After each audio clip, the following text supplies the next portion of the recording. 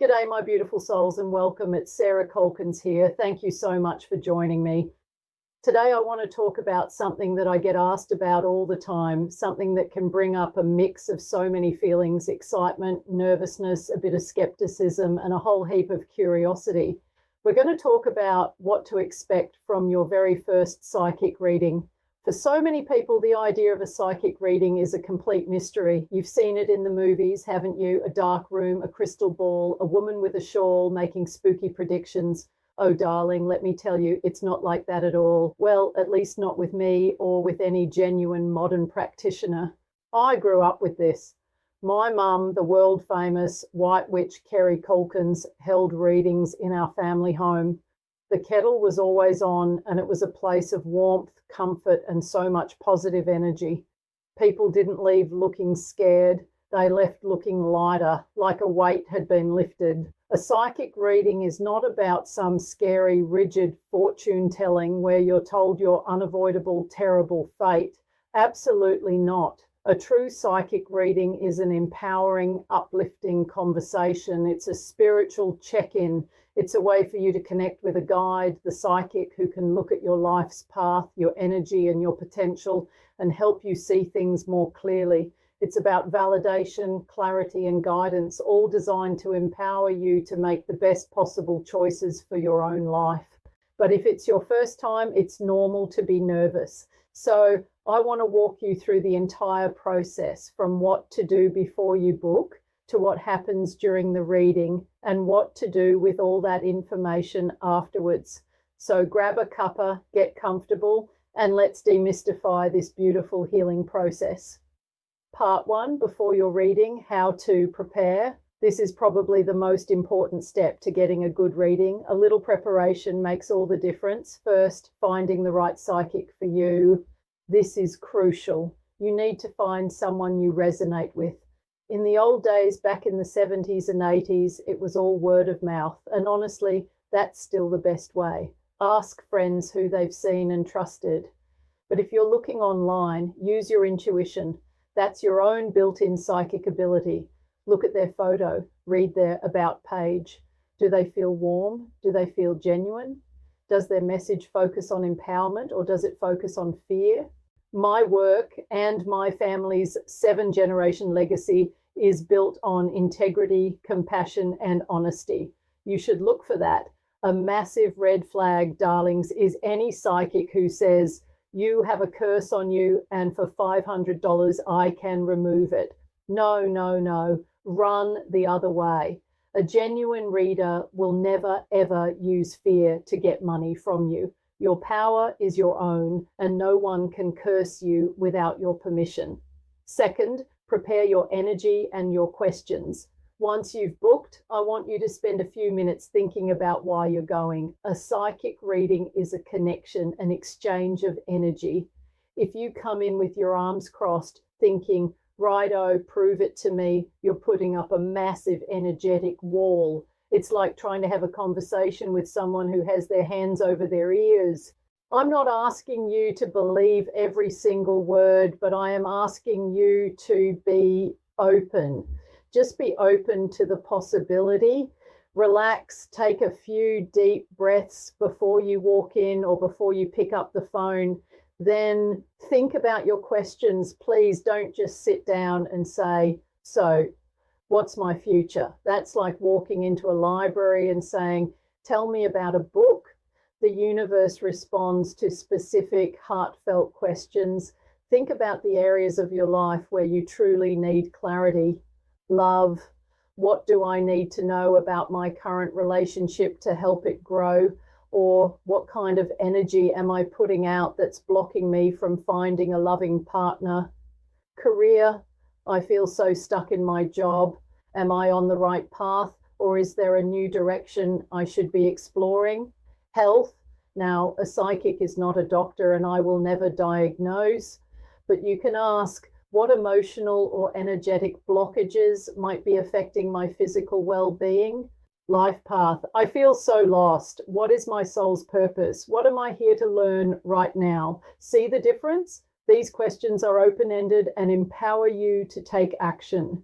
Part 2, during your reading, What actually happens? Okay, so you've arrived, you've got your questions, your heart might be beating a bit fast. The first thing that will happen is your psychic will help you relax. When you come to see me, the first thing I do is just chat. I'll get you a water. We'll just connect on a human level. It's not spooky, it's a conversation. How do we get the information?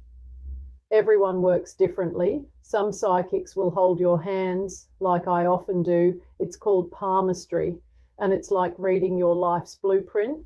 Some will ask for your date of birth for numerology or astrology.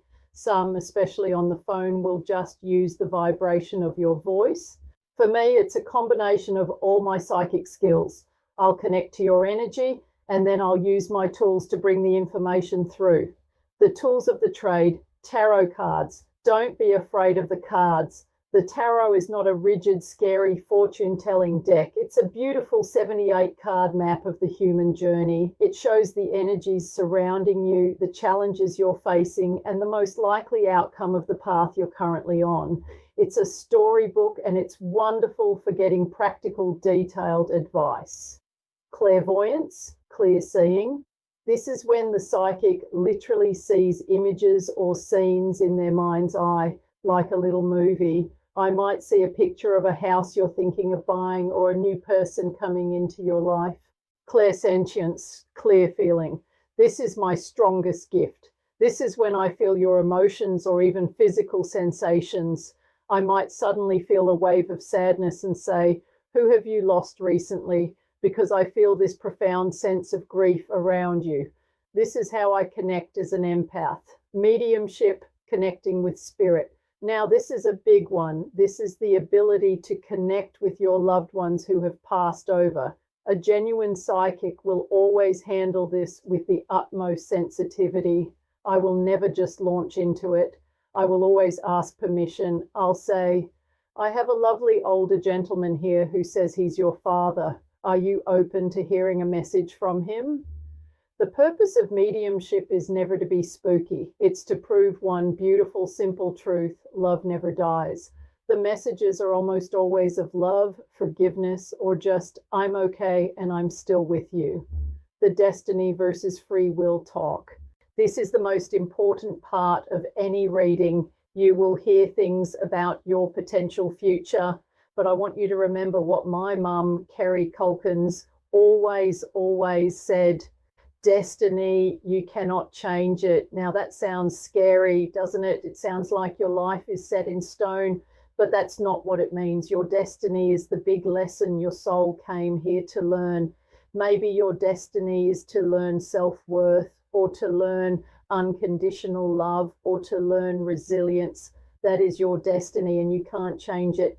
But your fate or your path to learning that lesson, that is 100% changeable. You have free will. A psychic reading shows you the potential path you are on right now. If I pull a card that suggests a challenge in your career, I'm not saying you're going to get fired. I'm saying the energy around your job is very difficult right now. If you continue on this exact path, it could end badly. However, here's what you can do about it. Here's your free will. Here's your power. A good reading empowers you. It shows you the map, but it hands you the steering wheel. Part 3, common fears and questions. Let's tackle the big, scary questions head on. 1, will you tell me when I'm going to die?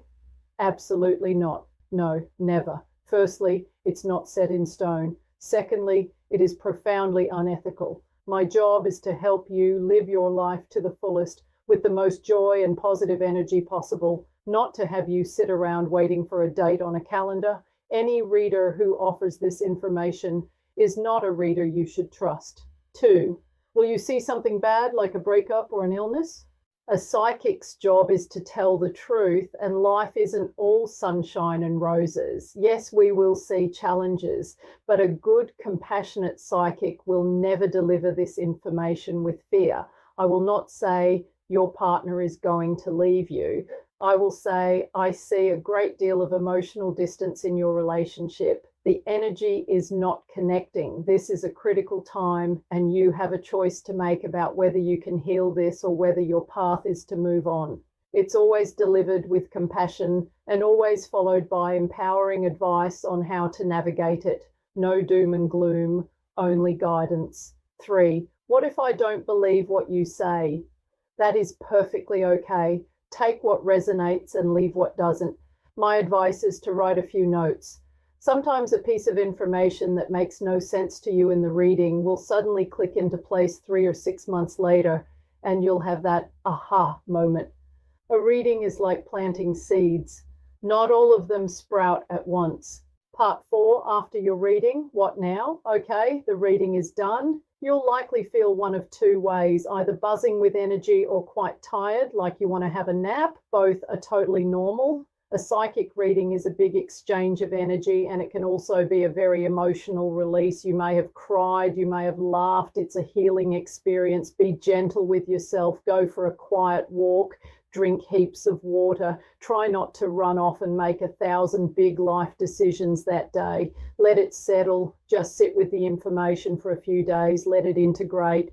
Talk it over with a trusted friend if you like. Remember your power. Nothing I or any psychic says is a command. It is information. You are the one in the driver's seat. You are the one who takes that information and creates your beautiful, magical life.